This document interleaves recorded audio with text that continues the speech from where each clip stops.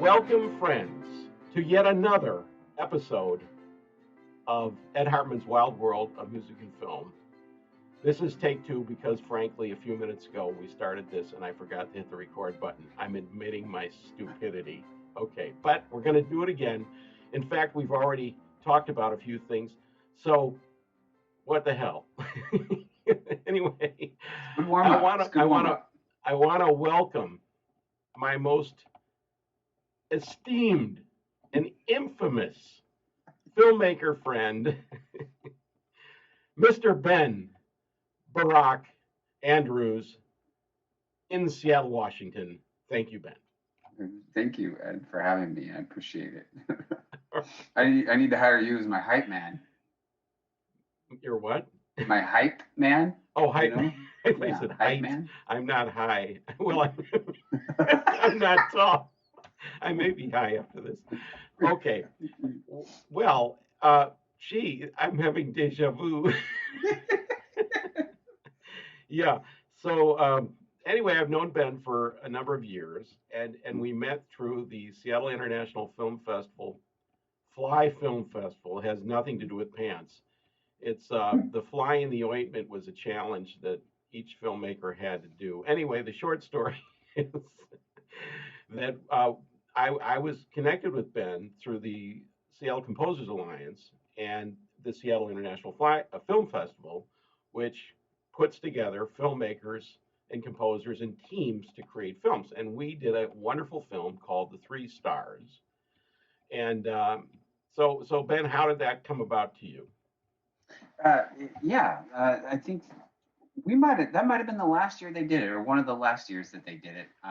And Washington Filmworks did it in partnership with Seattle International Film Festival, as you mentioned, and they pick 4 local directors and they give them these.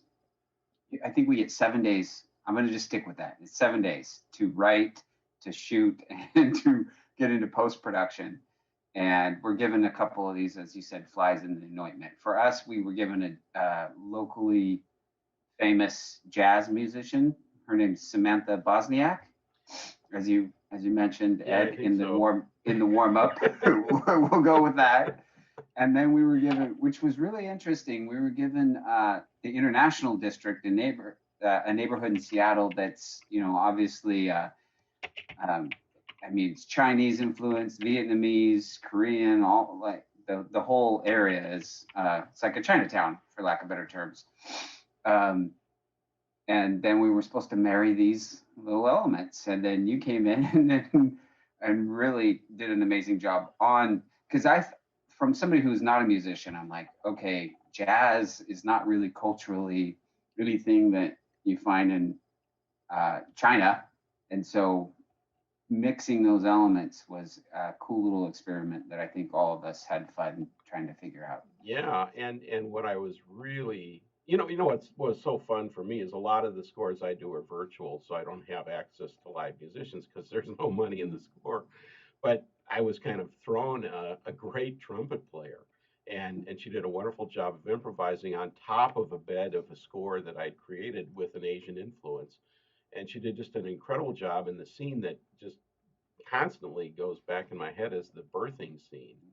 And she's just tooting, man, this incredible thing. And I don't know, it just gives chills. I thought it was, and you guys edited that really well because the mother kind of is screaming right as the trumpet's coming out, and it's this classic lion thing, or elephant call or whatever.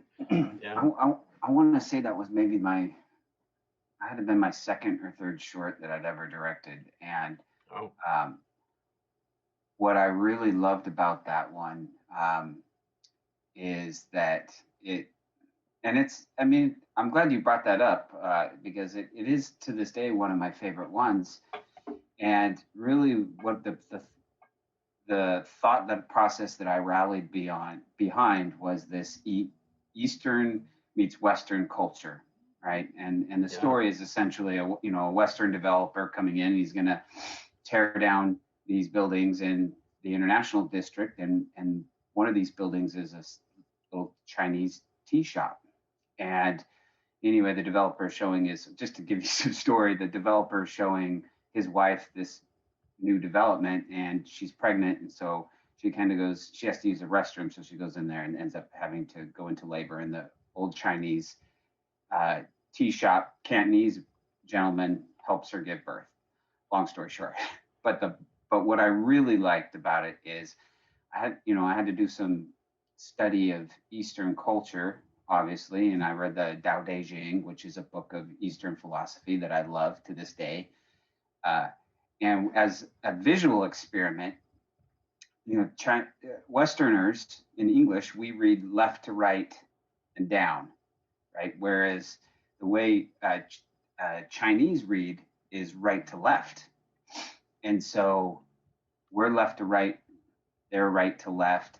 And when it comes to visual filmmaking, you'll see in a lot of Western movies, when your protagonist first comes into the film, he's entering left to right because that's what our brains are subconsciously trained to read, left to right. So our protagonist enters left to right, and it makes us feel comfortable. And you'll also notice the opposite of that is when your antagonist in a movie often will come in from the right side, and that's just a subconscious unsettling because you're used to seeing left to right, and so when you're right to left, your brain kind of goes, what's going on here? Man, I had no idea that. Well, these were things I was learning then, and so for me, uh, in this story, what we find out is the narrator that's telling the story is actually an adult version of the baby, and then the Chinese gentleman became his godfather. And so when we have when we're looking at the Western developer and his family, we're doing a lot of traditional left to right, camera left to right. With the Chinese, we do right to left. And then with the narrator, when we meet him, what we do is we go up and down and left and right, just trying to visually marry these cultures. And it's very subconscious. You would never notice unless no, they I told never you. noticed that. You got me, and I believe I have that link on my website under the real links, so you can see it. It's like it's on Vimeo or something. Cool. Yeah, Yeah. I'm gonna have to rewatch it now. It's just fun for yeah. Yeah. I mean, as a filmmaker, I think most directors or filmmakers look back and we're just really seeing all the stuff we screwed up on, and but as far as that project goes, there were elements in there that to this day I'm like, man, that was really cool what we came up with as a team. It really was, and the team worked well, as far as I can tell. I mean, and Yeah. I was really impressed with just your whole group. I mean, everything was organized, and things happened, and that's been true of everything I've done with you guys. That there's been an organization actually to the film, and it was a bit nice. I guess that's why I want to keep working with you. I mean, inevitably you work with people you like. So. Yeah. Yeah. You create your tribe. Yeah. About it. So and then we did two other things as far as I can tell, because you were involved in Trauma, right? Was that yours, or was that Trauma? The short with David and his wife? It was down in Renton, I think. It was a little short. It was for a 48-hour film festival. I don't probably. Know, I'm so a lot of the times with a lot of these short films that my friends are doing, I'm helping facilitate a location. I wasn't sure if you had directed that or if I don't even remember. Well, anyway, I connected with you. That's all right. Yeah. Half of their films I am involved in somehow, whether it's as an actor or locations or producer. I mean, you guys. So what is Mighty Tripod Media? They're a production company, and they're also an acting school. David Hogan and Angela DeMarco are probably, I consider them two of Seattle's finest movers and shakers. I mean, these are two of the best actors in town, but they're also incredible producers. They're very organized. And they both directed at this point. And matter of fact, David's his directorial debut, The Parish, just is now in Walmarts and Targets, and it's Wow, just being distributed all over the country right now. So that's love those great. guys. Yeah, yeah, they're impressive. Yeah, I'm always amazed at all the stuff they're doing. Yeah. Anyway, and then the more recent thing was The Son, the Father, which was Hmm. Lucas Hassel's screenplay that was a winner of Holly Shorts, and then he part of that agreement was working with you guys to to actually produce the film in Hmm. Seattle, Yeah, and we have a yeah, production partnership with the Holly Shorts. and that was quite a project. All I know is I did at least 7 redos of that. Oh gosh. Lucas, who to this day is one of, I'll just say, like, he's one of my mentors.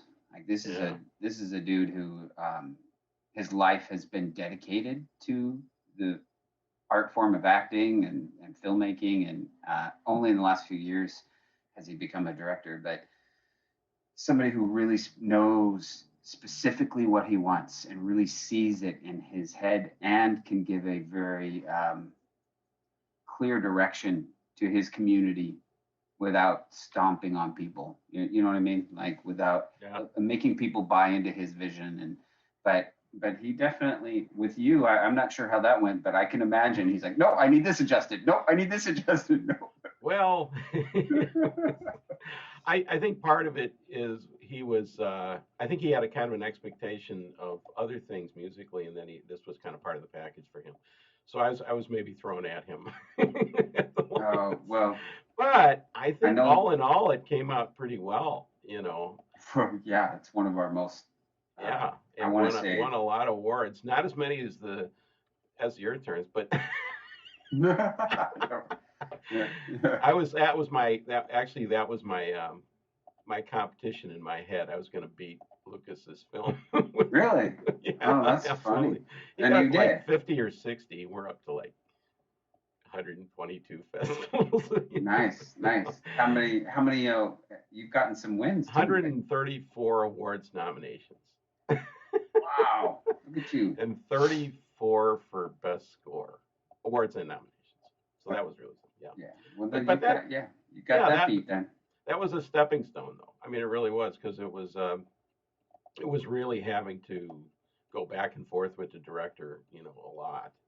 You know, Mm. I was talking in my last, just did a show about electronic scoring and myself, and I dropped in the credit sequence, the credit music, which Oh was yeah. this really weird groove that I created with the dialogue reversed. So To, kind of like a to, Zoom interview with bad sound. So yeah. To this day, that credit sequence is and when we were making that film, he's like, and at the credit sequence, I want this just really this that messes with your brain like right. psycho. And man, boy, is it.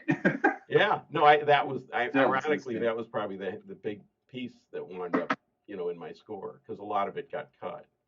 I Yeah. thought the funniest thing that happened was at one point I had scored, you know, again all these versions, and I had sent Mm. all of them together to the editor, and they wound up, I think, doing a mix with all of them. So it was wall to wall score, and Lucas went, "Wait a minute, man, no, no." He wanted the Oh, opposite. He wanted nearly nothing. You know? yeah. And so Whoops. I think that kind of blew it right out. What do Yeah. you do? You Anyway, live and learn. intense movie. It is an intense movie. There's Yeah. no So, doubt about anyways, that. we have some history, Yes, and we do. so And obviously, Hollywood. we've just relived about There 20 you. minutes already. That's right. All right. So, where are you from, and where are you now? I mean, Uh, specifically, not psychological. yeah, I was born and raised in southern Idaho in a really small town. Born in Jerome and raised in Wendell, Idaho, like 1,000 people. And then when I was probably teens, middle school, I came to Washington and ended up graduating high school from Puyallup High School. Washington, and now for the last 15 years or so, I've been living in Renton, Washington. Wow. Okay. So you have moved. Well, you moved maybe 500 miles or so in total. Yeah. Yeah, that's a good Yeah. estimate. Something like that. I've done the Boise Seattle run. Mm, yeah, that's like In a one 10 hour day. Yeah. 10 hour run. All right. And one thing that's really intriguing is you've embraced community, and you can tell by that thing behind you about the Seattle Film Institute. I think one reason I gravitate to you is I've done similar things. I've created organizations and been involved in them, and that's always been. I'm doing this. I mean, this is another version of this, and you put on these amazing Seattle Film Summits, and really brought a lot of film and music people together in Seattle. More than just about anything I've seen up to this point. I'm seeing that in a number of organizations and companies around the world right now, especially over a pandemic. There's a thing called Sync Summit run by Mark Freiser, and he was doing very similar things to you, but in the music and music supervisor side. Mm. And Taxi in LA was another company that does a similar thing. So, I've been to the Seattle Film Summit live and participated on the panel. And this year I thought it was tremendous. It went on for 3 weeks virtually, which kind of made up for the 3 days live. That was insane. You're still recovering. 170 panelists from around the world over Wow. 3 weeks, plus 55 actors for our Love 'em table reads. Um, yeah, yeah, and it was. But we were. It almost killed me, but I'm super proud of it. Right. We had viewers from 27 different countries, and we did this organically. I mean, we all know currently the social climate is really all inclusionary and equality, and that's definitely something that I stand for. But what was really cool about the summit is we're just trying to line up panelists, right? We're trying to blow through this, and we get 170 panelists, and then I'm like 3 days before the summit, I'm like, oh, I should do the math. We should just check how diverse we are. We ended up, so we did this organically. We ended up of the 170, 50% of them were female industry Yeah. influencers, and 25% were from culturally diverse from all across the world. So we were like, all right, we're doing something right. Yeah, I'm trying to reach out to female filmmakers. When I first did a thing, there's one gal I'm going to chat with this week, and I'm hoping for more as well. So it's an issue, and composer side is a real problem. Oh There's yeah, there's a yeah, I'll real bet. lack of female composers, worldwide. So hopefully that starts to get adjusted. Yeah, All I right. think it's happening. I mean, Yeah. I think uh, women like to call it the glass ceiling. I mean, I'm sure there's different terms for it, but yeah, it feels, it feels like, well, we're humans, so it feels like a That's shit right. show. But Yeah. we're in a time period right now where it's changing, and I think it's really important as filmmakers that change, because there is no gender and there is no color that we are aware of our soul. Right. All of our soul is just a unique. It's a unique impression on this planet that has value, and we can all learn from everybody's unique soul. So I kind of look at it that way, like, this is just what we're wearing, whether it's our gender or our color or whatever. But at the end of the day, we all have unique voices, the soul inside of us. And so we as filmmakers, I think it's our obligation to be making sure we're hearing diverse voices. Yeah. It becomes an issue with composition because there's a lot of cultural appropriation going on, and I find myself.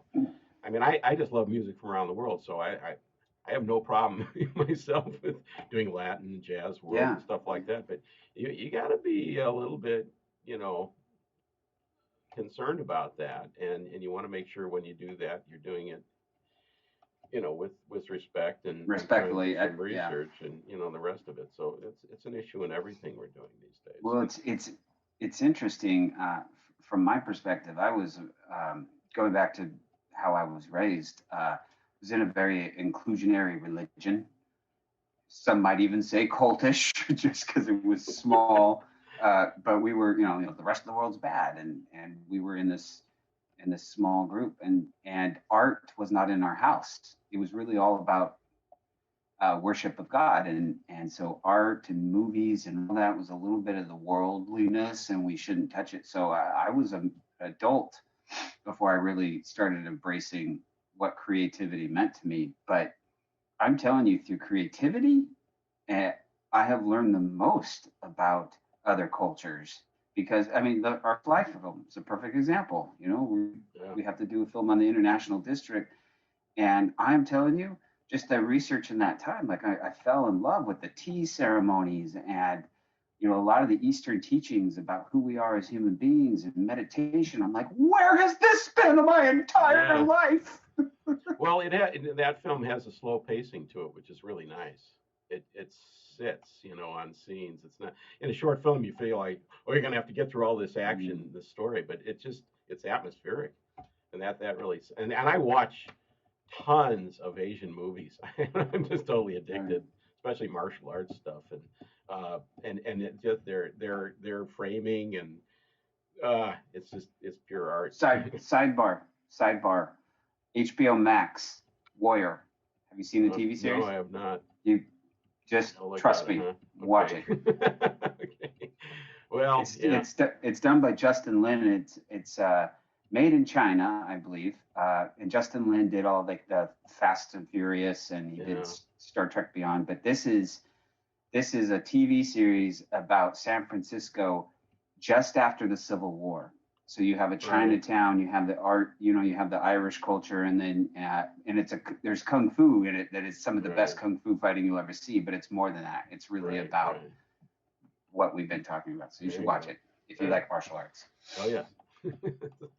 Okay, so I have some questions here that are kind of relative to film and music, and so we'll start. How did you start on I assume, the film side? I started out as an actor, and that was because I was. It's literally, this is how it happened. I was 32, and I had years of project management experience, right? Just years of it, to the extent of I was raised in a construction family in Idaho. So when I was 8 years old, I was probably out doing construction with my father. And so at the age of 14, I was a foreman on his construction sites, right? So like at the age of 14, I was running a crew. All right there, Ben, here's a nice little saw here. Don't chop your hands off. Exactly. It was probably illegal to be doing what my dad had me doing, but whatever. That was 30 years ago. They don't care. They didn't care about kids back then. But anyway, so I was in a bar, and I walked past this lady who was at the bar with a book, and it had lines in it. And I had seen a couple scripts before, so I knew what a script was. And I wasn't hitting on her. I was just literally like, hey, excuse me, are you reading a script? And she's like, yeah, I'm in a play right over here in Renton, right around the corner. And then she introduced me to the director of the play. And, he heard what I have now heard 1,000 times, and what you hear from everybody once you tell them that you've done acting. Like, I've always wanted to be an actor. I think that's the cool thing. And so I told him that, and he's like, yeah, whatever, buddy. But then he gave me a couple tasks. He's like, if you really want to do it, then read this or show up to this table reading. So I just did it. And I started acting for about 4 or 5 years. I should say I started learning how to be an actor. And then I started learning how really tough it is to be an actor. And then inevitably, when I was getting on these independent sets, because I had that project management background, it was just a matter of time before people started pulling me in to produce. I'm like, yeah, of course, this is easy. This is project management. I'm better at this than acting. Oh wow! So you can draw an interesting line between your earlier work and the reason you went into the production side as well. Yeah. I'm a far better producer at this point than I am an actor. I still want to see you and David do the police guys. Oh yeah, we have another script we've been Yeah, thinking about doing. I'll score it. I thought Awesome. that was great. Yeah, There's that all was fun. filmmakers are always putting out these little videos, and you're like, yeah, I want more of that, man. And that's usually what turns into like a mega movie. Yeah, yeah. Yeah, we had fun. That was, Uh, you know, what's so funny is we did what you're speaking of is this little 2 minute cop skit where me and David Hogan are the camera never moves. It's just on the two of us, and we're supposedly looking into an interrogation chamber, and the criminal's in there, and we're talking about that criminal.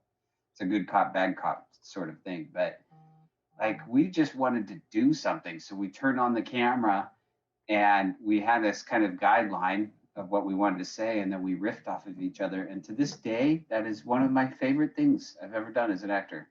right. Well, that's improv. And I, when I was growing up, I was in improv groups in high school. Mm. Music improvisation stuff. There was a thing called Weird Group, and we played Weird group. weird music. Yeah, but a lot of it uh, was improvised, and I really Awesome. got into it. And when college, I had a group of a couple other composers I worked with, and we had a group called the Mild Bunch, and we put on a show with film. Actually, with Super 8 film, I filmed this entering this anyway. It's a weird thing, but that was the funnest concert I've ever done. Oh, You that's know, cool. yeah, yeah. That's kind of sad, actually. Well, it just, I mean, it teaches you a lesson about life, right? And Yeah, it teaches you about, like, we get stuck in these lanes that we're yeah, doing our art and we're doing our work, and all for these intentional purposes because we think we control our lives. right. The God honest truth is that the most joy we've experienced was from something that was spontaneous Yep. and organic and not planned, because that's where we find our greatest art, in my impression, Well, or I in my one reason I opinion. wanted these podcasts I like doing is they are exactly that, and I'm even playing along, while I'm doing these Yeah. sometimes, and I thought I could score my own podcast. We could do, we could. So what do you think there, Ben? You know? Yep. Yep. Amen. Yeah. Anyway, and of course, scoring is something you do after the fact, so it's not really an improvisation. Well, it can be. I mean, I improvised my way through scores. As Your Turns was largely an improvisation to begin with, and then I scored from that. Yeah. Creating themes and stuff like that. So it was. I tried to keep it. I guess maybe part of it was going back to like silent movies where you had piano or organ Mm. accompanists, and they were creating scores on the just on the whatever. Yeah. In fact, I had a book when I was growing up. My dad had found from a library or something, and it was little pieces of music from that were available for organists to score, and it had scenes, thrilling scene or whatever, and these little pieces of music, whatever, pretty hilarious. And I'm doing the same thing. Yeah. So, who was your inspirations if you were to look at the film side for you? That when you first kind of got going with this, was there anything that really kind of inspired you to do this? I mean, you came in again from the acting side, but I don't know, you tell me what.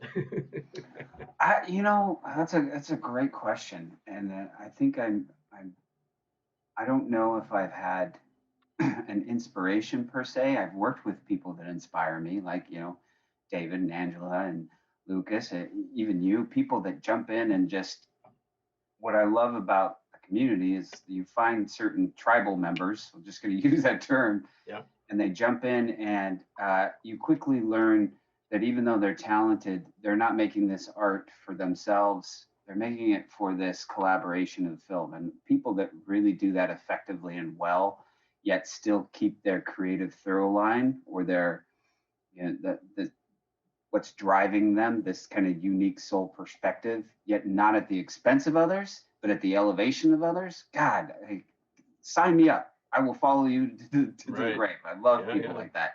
Uh, and for me, again, growing up in this religion that was very small and inclusive, and not a lot of exposure to the outside world, the one thing that I did have a blessing, I look at it as a blessing, is I've spent close to 10,000 hours from the age of 4 all the way to the age of 27, going to the doors of people to tell them about God. And 80% of those people didn't want me at those doors. And so when I look back at that, like, what a great training to learn people, right? Like facing, almost 10,000 hours and thousands of people from every walk of life, and their first reaction to you is probably a negative one. You really learn to kind of read people. And so anyway, I use that as an example of, fast forward, and I got into what I learned as an adult is that with zero art in my heart, zero art in my heart, I was lost. And so my midlife crisis came in my 30s because I had no art and I knew something was missing. And then a few years into this, I realized that the creativity that I was immersing myself in, whether it was directing or producing or acting, I was filling that void, and it was helping me discover who I was as a human being. And that's why it's easy for me to be a champion for arts and film. And that's why I do the Seattle Film Summit. That's why I do all these things that bring, people together, because it's saved me, right? It's like my religion. Like, oh, it's like this good news. This saved me. Why wouldn't I want to share that with everybody? And so that's my inspiration. I think art and creativity saved me. And so it inspires me to keep sending that message to others. Like, hey, keep going. Your voice is wonderful. Your voice, and when I mean voice, your soul. Like, just keep learning to tell it better and better and better. When you first came out of that, as you were kind of coming out of this limited view, and you got exposed to art, what was some of your, who was like, was there anything that came at you that you were like totally shocked by, that again, you kind of got introduced to art later in life? Mm-hmm. So what hit you over the head? Was there something, a film, a filmmaker, a piece of music, anything like that just kind of, because it's an extraordinary story when you think about it, what you did, because most people grow up with a very smooth, amount of stuff. It may not be, Right. It could be popular, it could be non, but again, you kind of did there had to be like a little bit of a tsunami that you had to experience. Well, I think I was teased, because even though I wasn't exposed to it, I would sneak, right? And I'm Gen X. I think I'm closing in on 46. Yeah, that's right. I'll be 46 next month. And so I like to tell people, hey, I'm the Gandalf. I'm the grandfather of the video game age. Like, we had Atari and Pong, and like we were there at the beginning. And so I would sneak. And I remember when I was 12, I kind of snuck and read Lord of the Rings, and I watched Star Trek. So I have a really sci-fi fantasy influence in my life. That was a real inspiration for me, because, speaking of completely out of, crazy creativity, stuff that just doesn't exist. And so when I would, touch those things, whether I watch Lord of the Rings, I'd just be like, this has got to be the most amazing thing. And this person that created this, like Tolkien and even George Lucas, like at that time, right now, that kind of fantasy and sci-fi has all kinds of precedent, right? Yeah. Like, it's all been done now. But at that time, they were basing all their creativity off of, like War of the Worlds and Edgar Rice Burroughs. Like, they didn't have a huge slate of people to learn from. This was truly their brilliance. So those people kind of inspire me. Well, and speaking of sci-fi, I'm completely obsessed with Blue Book, Operation Blue Book, that's on the History Channel, and it finally made it to free on IMDb TV. I've finally been able to catch up, and that's about Alan Heineck, who was literally the Project Blue Book guy, which was the Air Force's original research on UFOs. It's a great series, anyway. I mentioned that because there's a scene in this one I just watched where he's actually in Close Encounters in 1970s. He does a Oh, really? cameo because he I literally wrote that. I mean, didn't know. I didn't Spielberg know he was in. based, I should say he didn't write it, but Spielberg based that on a lot of his writings. It's a really well made series. Has 2 seasons. I've been floored by it. How much of it is speculative, who knows, but it's wonderful production on there. So and I grew up watching The Day the Earth Stood Still and Hmm. the original War of the Worlds, stuff like that. I just totally in love. In fact, on a Facebook group they were asking who are your composer heroes, and I thought about this because it's real easy to say John Williams, and he is. I mean, he's a god as far as I'm Yep. concerned. But Amen. his predecessor was Bernard Herrmann, who worked with Alfred Hitchcock, and he pretty much reinvented film scoring. I mean, up to that point, film scoring was more classical, kind of Robin Hood, whatever. But what Herrmann did was more, it's just these, very Yeah. broad chord changes and stuff like that, North by Northwest and stuff. And the amazing amount of movies he did is just freakish.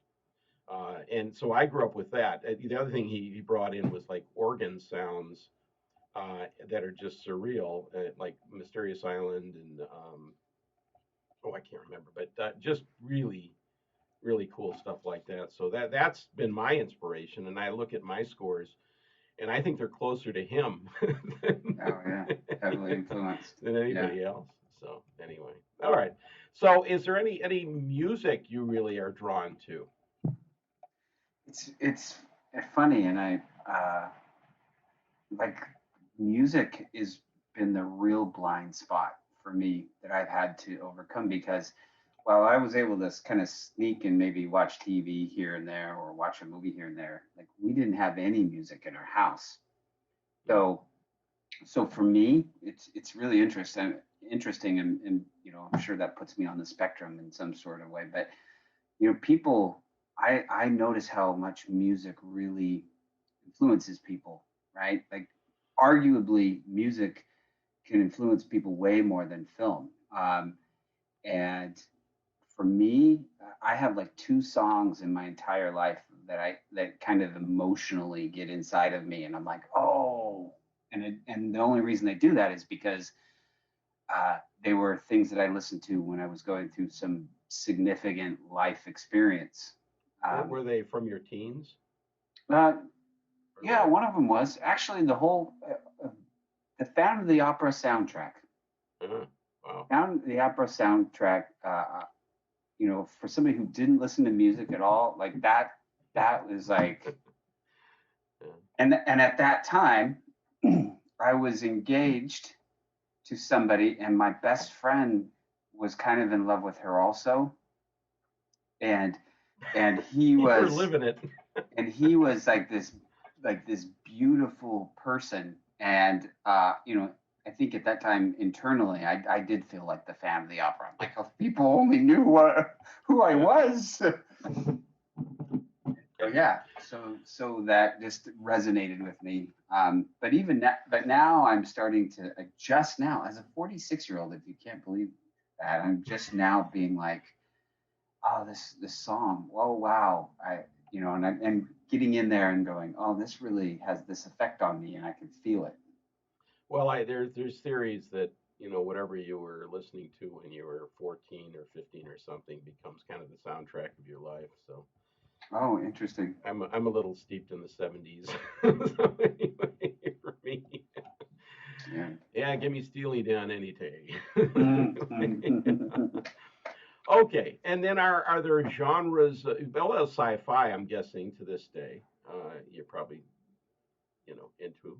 Are there Oh yeah. other genres you like? Film noir, drama, comedy, romance, I mean, I'm like anything?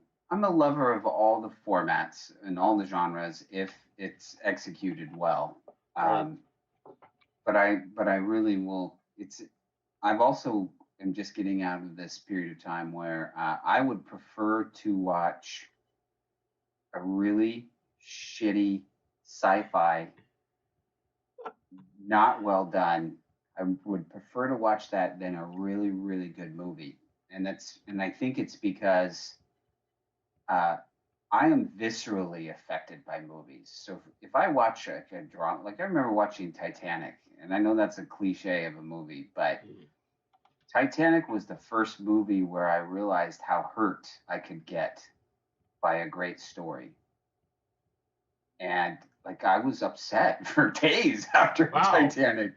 And so uh, I don't like to watch really, I mean, I will watch great films. I have to watch great films, but it's like getting into a relationship, right? Like, That's true. I'm going to be in this journey and I'm not, and it's guaranteed that at one point, even if it's a good ending, if the ending's good, at one point in this movie, my heart's going to be ripped out and Yeah. spit on. And I'm just not always up for that.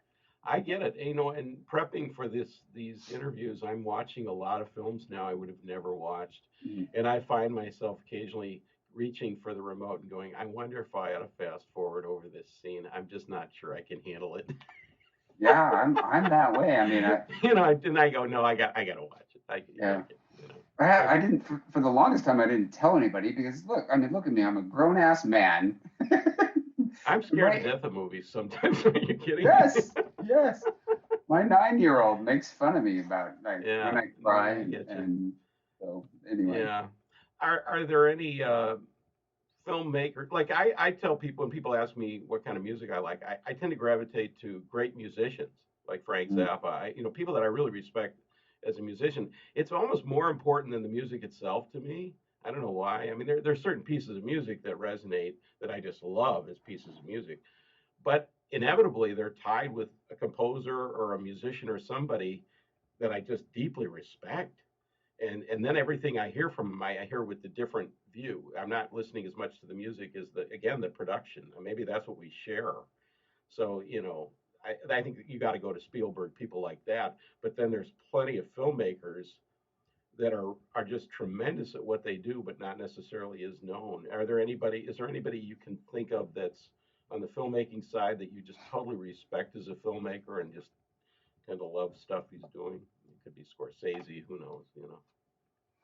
well, I mean, all the classics I'm pretty impressed with, but I think a byproduct, and again, this is a weakness for me as a filmmaker. I'm fully admitting to this, but I think coming to the game so late, uh, I don't I don't really know a lot of filmmakers. I don't Mm. follow a lot of even the greats. I don't follow them. It makes for very interesting conversation when I'm at filmmaking networking sessions when that's what everybody's talking about. Did you see the Right. new film by Joseph blah blah blah? And I'm like, oh yeah, Yeah, no. no. I'm terrible at names. I miss that stuff all the time. I'm learning. I'm getting better, especially on the composer side. I feel like I'm going through a forced education of the history of film score now. Yeah, And I'm yeah, learning a lot.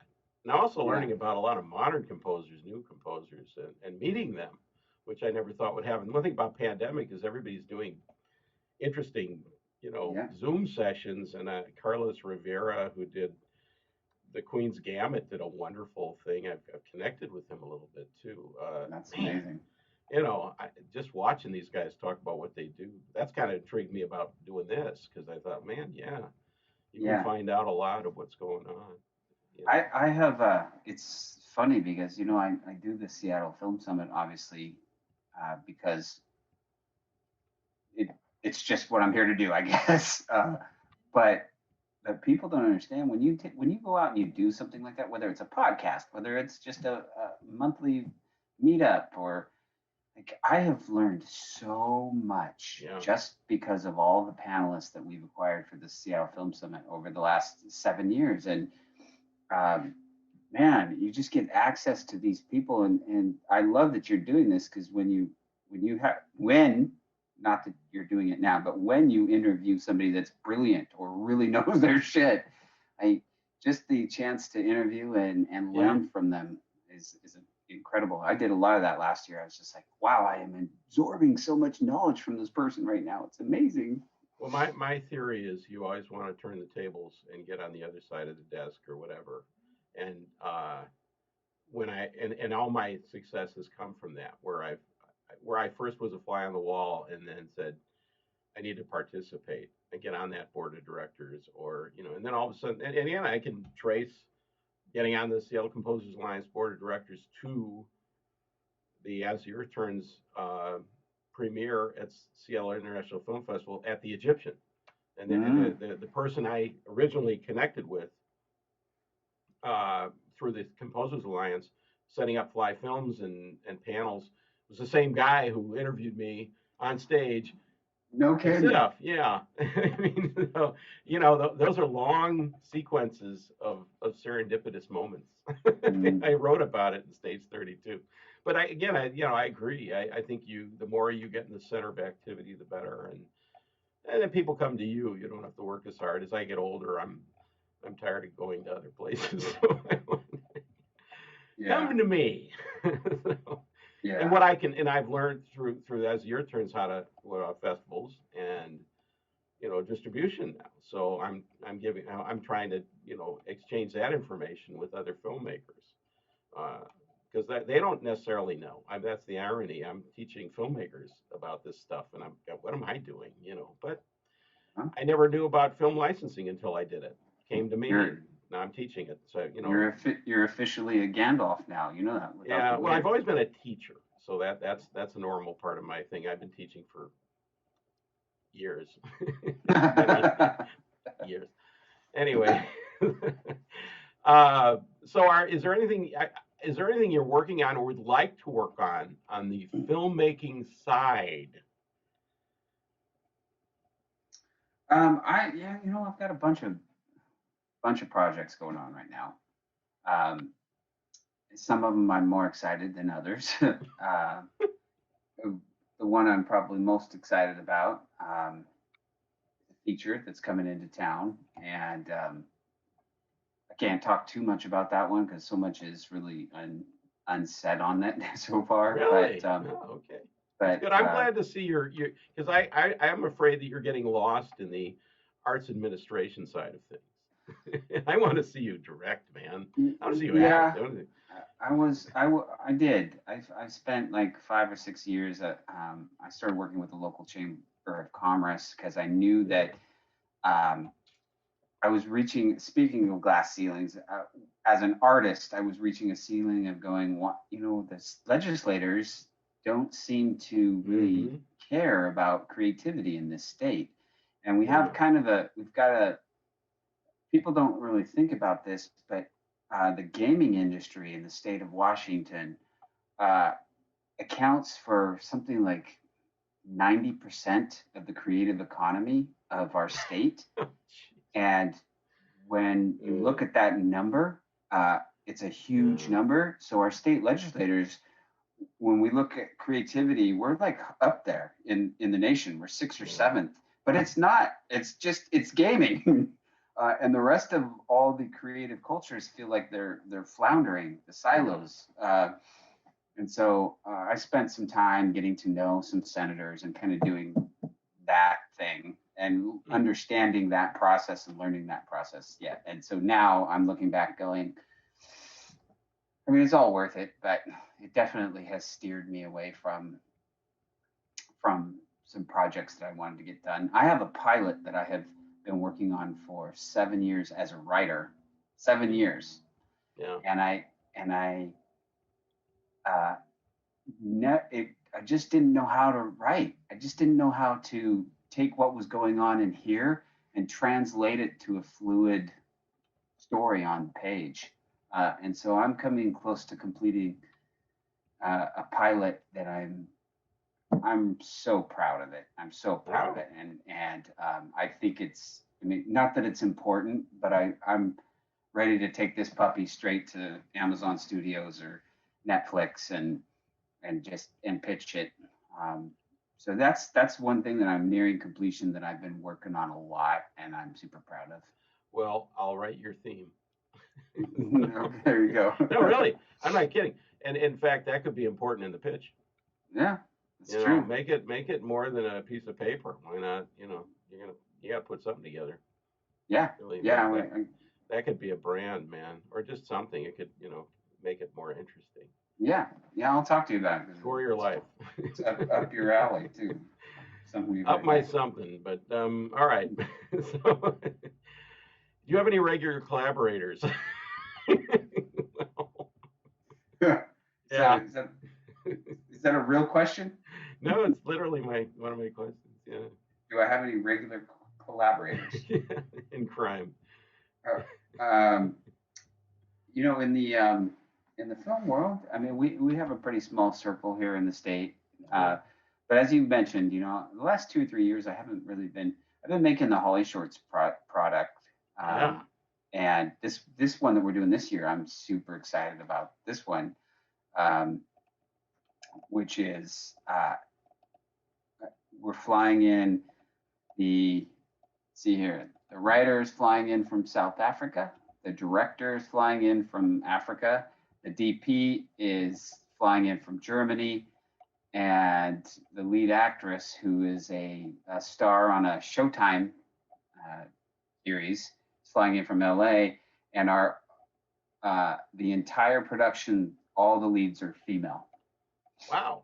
So it's Yeah. from producer to costume designer to DOP, and with an entirely African American cast. And I'm this one, and it's now because we've been doing this production partnership with Holly Shorts for 5 years. They're automatically Oscar qualified. So Wow. that helps us now get Yeah. to talent at a different level. So I'm excited about that one. Man, that sounds great. But because of pandemic, I'm queued up now. So we've got 2 Holly Shorts projects that we have to do this year. That one is going first, but I've got another project I'll talk to you about. It's called The Inherent Problem with Time Travel. It's a cute little short. Oh yeah, that sounds right. Yeah. So I'll hit you up on that one. All right, I'm ready. Do it. But yeah, just and then trying to get ahead with the collaborators. The other big thing with the Seattle Film Summit we're doing this year is we're just talking to everybody earlier. So like we're talking with Seattle, the Office of Film and Music, and Washington Filmworks, and this Arts Commission, and the Arts Alliance. And instead of what typically happens with the summit is we're all volunteers. We just put it together at the end of the year, and it's like, hey, come jump on this panel. But now we're like, okay, we're going to carve out this little block for you. What do you want to do that's creative and exciting?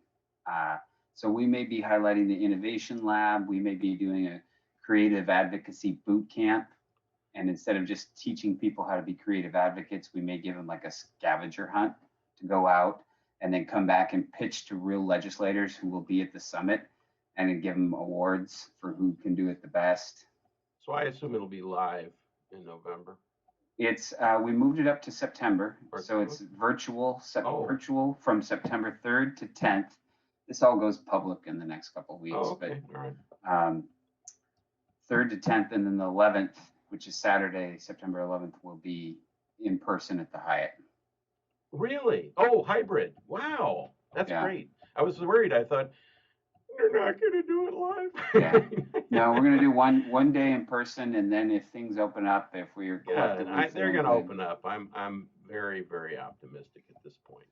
Yeah, I am too. So if that happens, I'm not even wearing a mask in my studio. And I have custom masks that I made myself. Yeah. Oh, nice. What's it say? Vintage American Drummer. This is one of. I have many designs. I like that. That's good. I have a Threadless account, and you can get T-shirts. In fact, this is my logo. I did design this. I dig it. Yeah. Dig it. So anyway, well, okay. So your goal in the next 6 months is surviving the pandemic, first of all, of course. Yeah, number one. And I've had my shots, so I'm. Oh, congratulations! I'm ahead of you. Thank you. And yeah. So I can actually have hopefully lunch with my sister in a few weeks for her birthday. So, that's great. In person. Yeah. And then in the next 6 months, having the summit, making a few movies. Any other goals? No, just keep moving the ball forward. I'm really, as I told you, it's creativity that's my thing. So I'm eventually. I'm trying to bring in the other creative silos, and it feels like film is the appropriate creative silo to lead the endeavor, because you can argue that film encompasses 30 different type of artistic styles, whether it's Yeah. painting, whether it's photography, acting, writing, makeup, costumes. So I want to work now at creating opportunity at the summit for creative silos who might not, traditionally feel they're part of the film arena. In Man. other words, Yeah. why don't I bring a couple publishers to the Seattle Film Summit and let the authors come and pitch to the publishers? Why don't I bring a couple music producers and create opportunities for musicians to? So I really want to evolve it over the next 5 years into a creative summit, not just a film summit. Good. Good. Yeah. I'm all for it. Okay. Well, I think we've spoken about everything there is in the universe. So There we go. yeah, yeah, twice. Yeah. Well, thanks for having me on. It's fun. It's Yes, always fun to thank you, chat and catch Ben. up. And I honestly hope to work with you again and again in the future. It's coming So, soon. I'm yeah. transitioning back into content creation, and Yeah. especially now that when I first started creating content with you, and I was really learning on the fly, and I didn't really know how to, so I look at my short films and I think they're all solid short films, but I look at them and I go, what was I really trying to tell the audience here? What is unique about me that I was trying to put in? And I think some of that was missing. And so now that I've had a few more years under my belt, and now I'm starting to know what stories I want to tell and what things I want to say to the world. I'm excited about getting back into content creation. Yeah, yeah. Well, and I'm still working on that biopic about Richard Lyford. So who knows? Put everybody. Yeah. My goal is to put everybody to work in the Northwest in the next year. Really? Yeah, I love that goal. That's true. I don't know if I'm going to be successful, but anyway. And the doc is almost done. My little mini doc. So I've been waiting on Disney, and they finally said okay. Congratulations, man. So the DVD is coming with many bonus things. So awesome. I'm working on that. Yeah, yeah. Let us know so we can promote it when it. Oh yeah, it'll be out. And it's still waiting for Turner Classic Movies, so it'll be on hopefully soon. Okay, well, thank you again, Ben, and thank you for listening to yet another odd podcast about filmmaking and music and all the rest of it. So keep writing out there, keep making movies, keep writing music, whatever you're doing. Keep alive and write if you get work. Thank you very much. We'll see you next time.